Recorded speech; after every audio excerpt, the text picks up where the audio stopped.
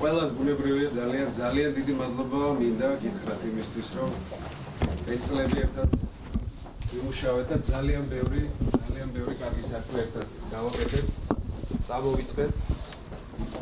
რაღაცები ბოლომდე მივიყვანეთ და მე ამაყი ვარ პირველ რიგში, იმით რომ ესეთ კოლექტივთან, ესეთ ხალხთან, ესეთ სამხედროებთან და სამოქალაქოებთან ეს 2 წელი გავატარე. ეხლა მოვიდა დამშვიდობების დრო, მაგრამ რა თქმა უნდა ეს არ არის ისეთი დამშვიდობება, რომ იმედი არ გქონდეს იმის, რომ მომავალში საზოგადოებრივ სარბიელზე თუ საჯარო სარბიელზე ერთად ისევ გავაგრძელებ მუშაობას. მე ამაში უბრალოდ დარწმუნებული ვარ.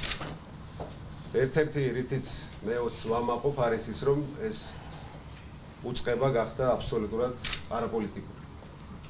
და მე დღესაც მინდა თქვა, რომ ის რა გადაწყვეტილებებიც იქნა მიღებული, არ უნდა შეეხოს შეერაღებულ ძალებს და არ უნდა შეეხოს სისტემის ფუნქციონირებას და მუშაობას. ჩვენ მაშინ ვართ ძლიერები, როდესაც ესეთი რყევები არ ეხება ინსტიტუტს. და ესეთი ქვეყანა გვინდა რომ გქონდეს. ამიტომ მე მინდა ძალიან დიდი მადლიერების გზნობით ამ წლების, რომელიც ერთად გავატარეთ და ასევე დიდი მომავალი იმედებით დაგემშვიდობოთ დღეს. ჩვენი ქვეყანა ყველანაირ ძნელბედობას დარწმუნებული ვარ გადაიტანს.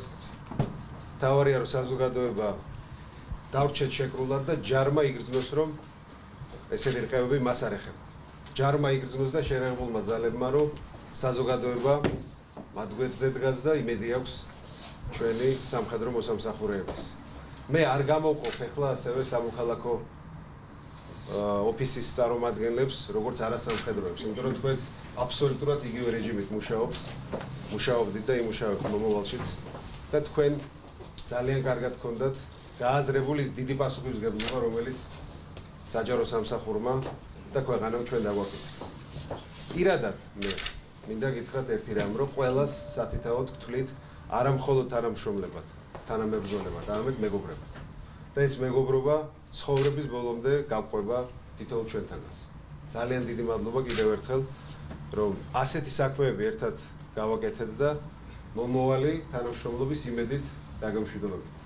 ასე რომ დროებით ჩვენი შეხვედრა დარწმუნებული ვარ, ყველა ვარიანტში შედგება და ჩემი გუნდის იმედი ყოველთვის გქონდეთ, როგორც იმ ჯგუფის, რომელიც იქნება სახელმწიფოებრივი ინტერესების და პირველ რიგში ჯარის და თავდაცვის სამინისტროს მხარდამჭერას.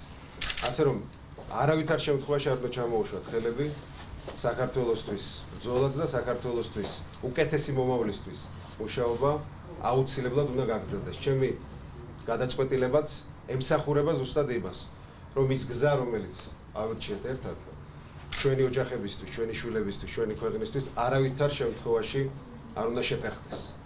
და ინსტიტუტის გამართული მუშაობა არის მთავარი საფუძველი ამის. თითოეულს დიდ მადლობას გიხდით და მომავალ შეხვედრამდე. კარგად ბრძანდებოდეთ. დიდი მადლობა.